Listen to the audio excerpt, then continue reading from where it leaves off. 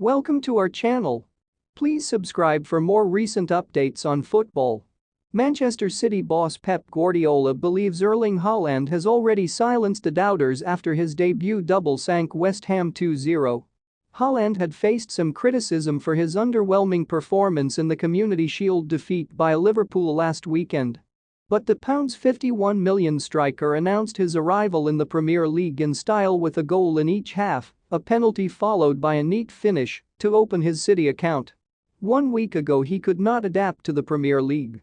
Now he's alongside Thierry Henry, Alan Shearer and Cristiano Ronaldo, smiled City boss Guardiola.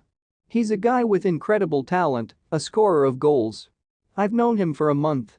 I know how he handled criticism this week, and he was calm, he trained really well. We will see when he is complimented how he reacts. Haaland had already glanced a header wide when he was gifted the chance to get off the mark. Alphonse Areola had only been in the West Ham goal for a couple of minutes after coming on as a substitute for the injured Lucas Fabianski when he brought the Norway international down. There was only one player who was going to take the penalty, and Haaland expertly sent Areola the wrong way with a low spot kick which clipped a post on its way in. The way he took the ball to take the penalty, I said, "Oh, I like it," added Guardiola.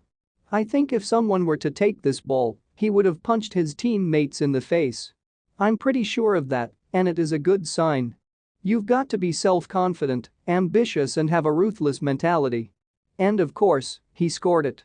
Haaland put the game to bed with 25 minutes remaining when he raced on to Kevin De Bruyne's through ball and slotted it past Areola.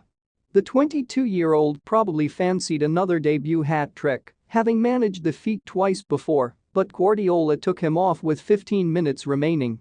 "I was fortunate as a manager to be with Lionel Messi, and if he scored 2, he wanted 3, if he scored 3 he wanted 4, and if he got 4 he wanted 5," said Guardiola.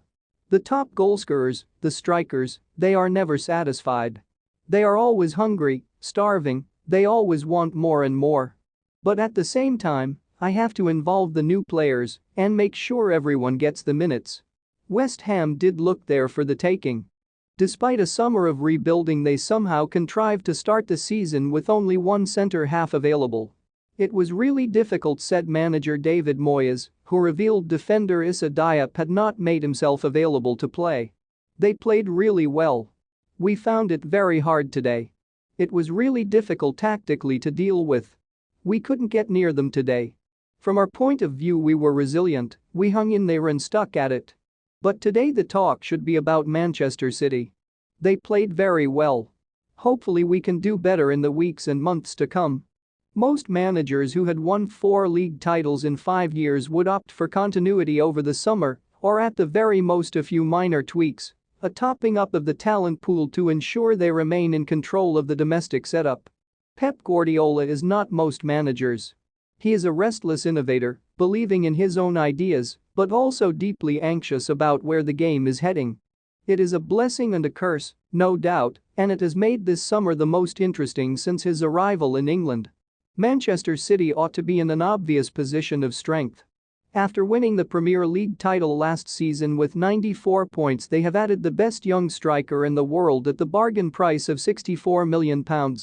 Most observers see this as an easy equation and a guarantee of further success, but there is reason to believe Guardiola's incessant thirst for progress will prove to have destabilized the team on this occasion. At the very least, the signing of Erling Haaland has dramatically altered the tactical principles which have underpinned Man City's successes over the last 5. The Community Shield was an ominous sign of the teething problems we may see, including a slow start which could give Liverpool an unassailable advantage in the title race. Haaland looked lost, disconnected from his teammates as he made runs on the shoulder of the last defender whenever Man City's midfielders wanted him to come short. He had a meager 16 touches and completed 7 passes. He caused Kevin De Bruyne to twice throw his arms into the air in frustration, wondering why Haaland had sprinted full pelt away from him. Man City will have to adapt to Haaland and Haaland will have to adapt to Man City. This is a team obsessed with possession recycling and the measured control of matches, now led by a player of transitional speed and verticality, a penalty box poacher and a team which has always wanted a false nine. There is no guarantee of success here, not in the short term at least. It is possible Haaland's movement will see City moves break down and become disjointed, and he is arguably an even worse fit from a defensive standpoint. Haaland ranks in the 27th percentile for pressures when compared to all forwards in the top 5 leagues over the past 365 days, perf. He won't press like a Guardiola player should, and without the counter-press Man City could face further problems as opponents are given time to get their head up and counter-attack, picking a long ball over the top of the high defensive line. It is a problem potentially exacerbated by Guardiola's most surprising decision this summer, allowing Raheem Sterling to join rivals Chelsea. Riyad Mahrez and Jack Grealish are considerably weaker than Sterling defensively, hitting pressure, tackling, and interception numbers well below the average for a Premier League winger. When combining with Haaland, they could create a forward line incapable of leading the press, creating serious problems for the defending champions. But that is just one side of the story, of course. Guardiola loses Sterling's relentless buzzing energy on the left and his poacher's instinct, and yet he most likely gains a new partnership as Grealish features more regularly in support of Haaland. But that is just one side of the story, of course. Guardiola loses Sterling's relentless buzzing energy on the left and his poacher's instinct, and yet he most likely gains a new partnership as Grealish features more regularly in support of Haaland. Grealish, if his confidence returns, can be one of the best players in the world, and his pure creativity from that side will move up a notch with a striker like Haaland making intelligent runs. It did not help Grealish, that City player without a centre forward last year, and he could develop an exceptional partnership with Haaland. It is worth noting that Guardiola did not want to deploy a striker-less system last season, but acted out of necessity after his summer-long pursuit of Harry Kane was fruitless. In fact, Guardiola may actively want to recalibrate his team's attacking tactics and build a more direct, straight-lined approach through Haaland.